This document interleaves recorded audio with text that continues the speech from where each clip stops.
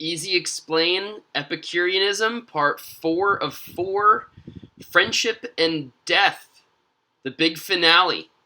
So this is really going to tie a lot of things together. We've already looked at friendship and how it's an ethical activity for Epicurus, and we've also looked at death and not fearing it as being a really big part of his 4-part cure of really how to live the good life as an Epicurean and come to your ataraxia, your peace of mind, which is the highest good and the highest pleasure. So this actually brings us to the final Key Doctrine, Key Doctrine 40. There are only 40 of them. So this is where we start to tie it together, as Epicurus says this. All those who have the power to acquire the greatest confidence from the threats posed by their neighbors or friends, also thereby live together most pleasantly with the surest guarantee. So let's break this down. What does this mean? So again, this is the final Key Doctrine, the final principal doctrine. It's the 40th one. Epicurus really comes full circle and ties it all back to friendship and not fearing death and how those two things relate.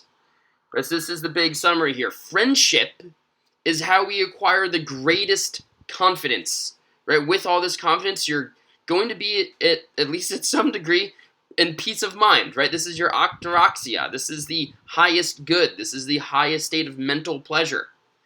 So with this friendship, with this great confidence, you're going to be living a pleasant life.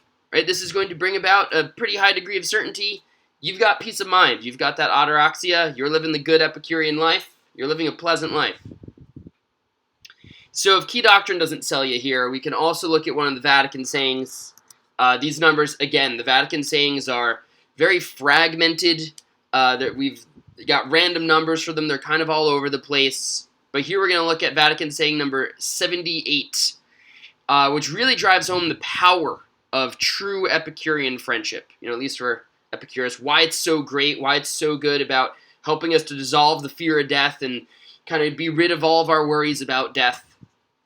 Let's look at Vatican Saying number 78, which says, the noble are most involved with wisdom and friendship, of which one is a mortal good, the other immortal. And this is where we just kind of have to maybe put some words into Epicurus' mouth. So this is just my own opinion, right? But I like to think that Epicurus meant to add a respectively at the end of this, right? Of which one is a mortal good, the other immortal, respectively. Which would mean, right, if we tie that into Vatican Saying 78, that friendship becomes the immortal good.